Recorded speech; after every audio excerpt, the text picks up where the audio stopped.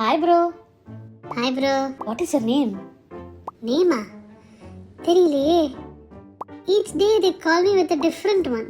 Pappu, Kutti, Ammu, Day. Hey, they call me Day too. Are we cousins? சாப்பிட்டீங்களா bro?